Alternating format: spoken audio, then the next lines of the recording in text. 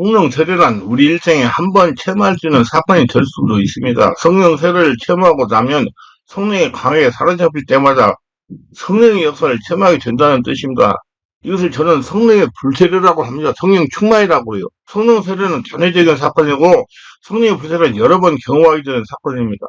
많은 목회자나 성도들이 성령 세례와 성령 불세례 그리고 성령 충만에 대한 견해를 세상 논리와 같이 선을 닦아서 이해하려고 합니다. 그러나 앞에서도 여러 가지로 설명했지만 선을 닦아서 설명이 곤란합니다. 여기에서 여러 가지 신학적인 견해가 다르기 때문이다. 그리고 성령 초자적인 역사하는 것을 사람이 명확하게 설명한다는 것이 한계가 있기 바랍니다. 본인이 체험해 봐야 알아요. 그리고 또 성령에 대해서 여러 가지 책들이 나오는데 그 명확하게 선을 읽어서 설명한 책이 없습니다. 모두 두루뭉술하게 설명하고 지나가기 바랍니다. 그래서 어떤 분이 저한테 전화해가지고 그러더라고요. 목사님 책을 읽다 다른 분들이 쓴 건 책을 읽으면 싱거워서 못 읽어요. 그렇게 얘기하더라고요. 그게 체험 없이 그냥 글을 쓰니까. 때문에 자신이 성령 체험하며 나름대로 신학적인 이론을 대입하여 정립하는 수밖에 도리가 없습니다. 제가 이 말씀을 전하는 건 제가 성령 사역도 나름대로 체험한 견해를 이렇습니다. 이것은 전적으로 본인의 견해이지 시장적으로 규정하던 논리가 아니라는 걸 밝혀둡니다. 시비 걸지 말라는 얘기예요. 세상에서 살아가는 사람이 어느 계기가 되어 성령 인도로 예수를 영접합니다. 예수 영접하면 성령이 그 사람 안에 내주하게 됩니다. 그 사람 안에 영 안에 내주하는 것이지 성령으로 장악된 건 아닙니다. 쉽게 말하면 성령이 오시긴 했지만 아주 그 사람을 온전하게 장악한 것이 아닙니다. 그러나 미약하지만 성령 인도를 받게 됩니다. 한마디로 성령이 그 사람을 인도하며 성도를 만들어가는 것입니다. 너희는 죽게 받은 바 기름 부음이 너희 안에 거하느니 아무도 너희를 가르칠 필요가 없고 오직 그의 기름 부음이 모든 걸 너희에게 가르치며 또 참되고 거짓이 없으니 너희를 가르치는 그대로 주 안에 거라. 요한일서 2장 27절. 이렇게 성령 인도를 받게 되면 여러 가지로 영적인 궁금증이 생기고 영적인 체험을 하고 싶게 됩니다.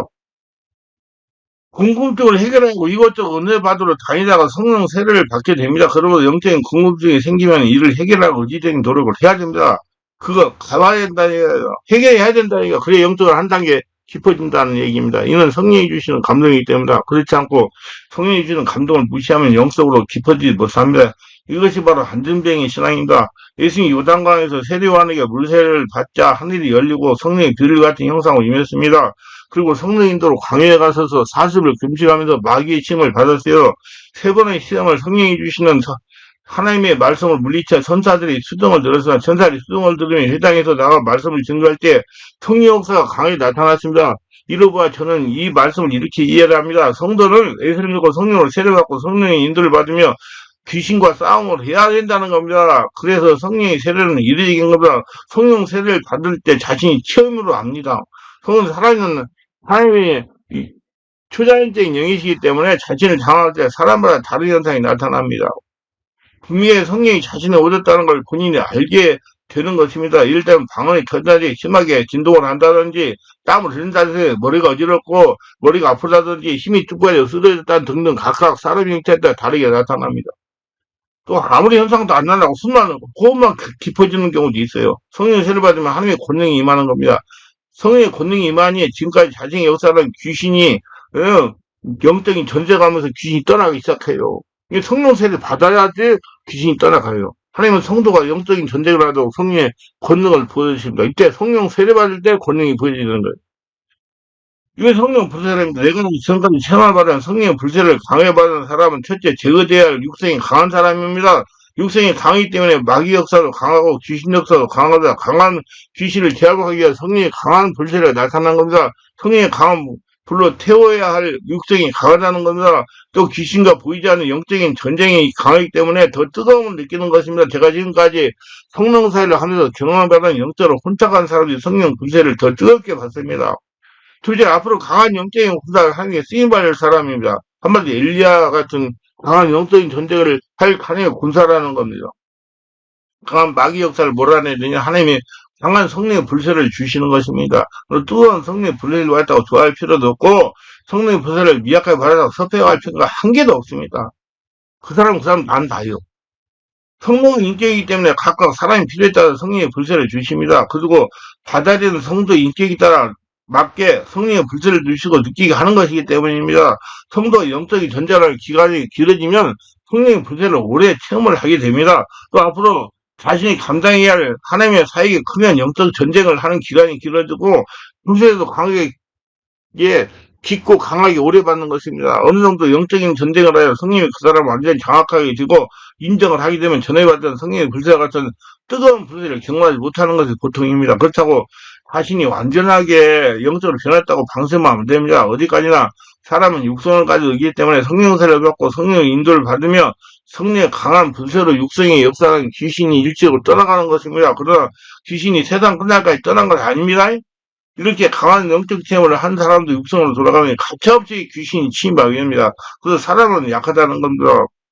뭐 여러분들이 좀 귀신한테 고통당하다가 좀 편안해지면 다 되는 것 같이 생각하고 또 물어보는 사람인데 저는 죽을 때까지 해야 된다고 그래요. 그런 분들은요, 성령의 역사를 일으키고 영적인 걸 아는 그 목사한테 가가지고 신앙생활을 계속 했어야 돼요. 그래야지 유지할 수가 있어요. 잘못하고 그냥 인간적으로 하면 금방 또 쌓여가지고 문제가 일어나요. 이렇게 성령의 불체를 체험한 성도는 성령의 인도를 받으려고 의지적인 노력을 할 수밖에 없습니다. 성령이 강하게 감동하기 때문에 항상 기도하게 된다. 성령이 기도하라고 하기 때문에 기도할 때 성령으로 충만하게 되는 겁니다. 그 세상을 멀리하는 겁니다. 성령께서 자연스럽게 세상이 싫어지게 하십니다. 기도할 때 성령의 내 말도 듣게 됩니다. 내 말하는 것은 하나님께서 나한테 지금 알려주시는 말씀에 들리는 말씀. 내 말 듣고 행동 옮길 때 보이는 역사가 나타나는 겁니다. 그래서 기도는 성령으로 깊은 기도를 해야 된다는 것입니다. 깊은 기도를 해야 돼요. 성령으로 기도하게, 성령께서 기도하게 하시는 거기 때문에 내가 지금까지 성경을 통해 깨달은 영적인 원리와 성령사를 체험을 종합하면 성령세라 성령부재라 성령 충만은 이렇게 요약 설명할 수가 있습니다. 그러면 성도는 성령세를 받았다고 다 된 것이 아니라는 겁니다. 또 성령의 불세를 받았다 다 된 것도 아닙니다. 항상 하나님께 집중하며 살아야 됩니다. 자, 홀쭉홀쭉 뛰어다니는 현상을 영적으로 검진하래요. 성령 사회가는 곳에 가보면 영적 성령 충만하고 홀짝홀짝 뛰어다니는 분들이 있어요. 이런 현상은 분별이 요하는 현상입니다. 성령의 인격적인 영이에요. 그리고 사람이 거기에 흉측하게 역사하지 않습니다. 자신이 느끼기에도 마찬가지예요. 처음 성령으로 세례받을 때 이와 같은 현상이 일어날 수 있어요. 어떤 성도는 홀짝홀짝 뛰면서 한쪽 손을 흔들어대는 분들도 있어요. 마치 무당이 구슬할 때 하는 모양으로 말입니다.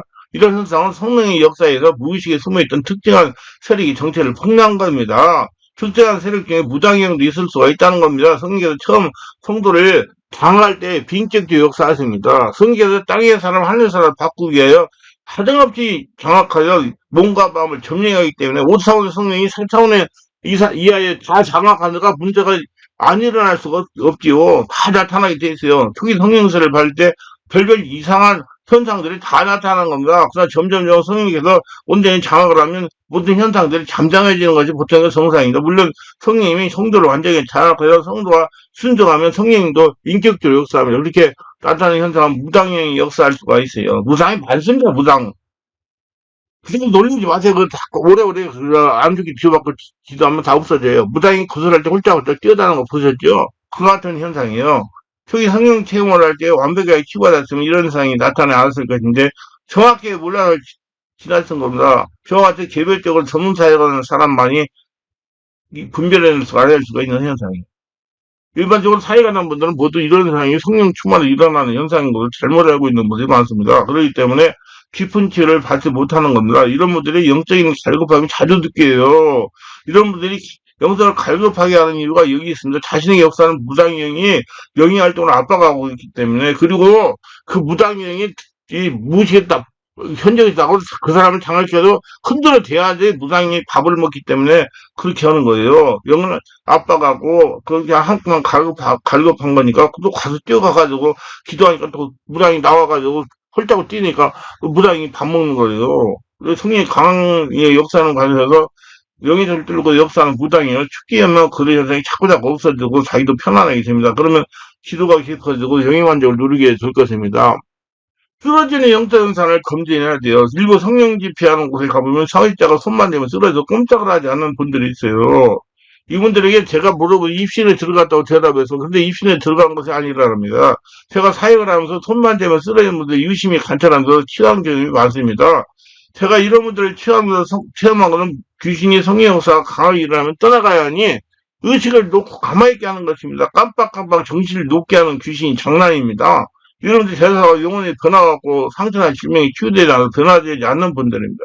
제가 실제로 이런 분들을 집중적으로 안수하여 잠복에 든 귀신들을 한동안 특수하니 더 이상 쓰러지지 않고 영혼의 상태가 변하여 얼굴이 변하고 목소리가 변하고 성격이 변했습니다.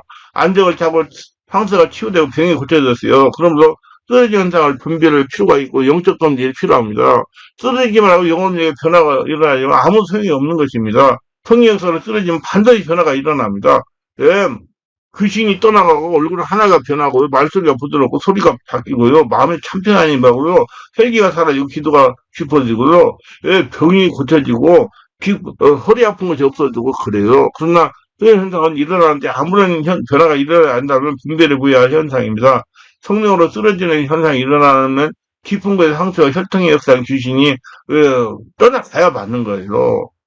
요한이 열리고 성령 원사가 나타나고 귀신이 그래서 내가 전까지 안 수사해가지고 그렇게 깊은 짓을 하니까 귀신들이 많이 떠나가가지고 몇십 년씩 아프던 병들이 치유가 됐습니다. 그래도 분별을 바르게 역사를 따라가시기 바랍니다.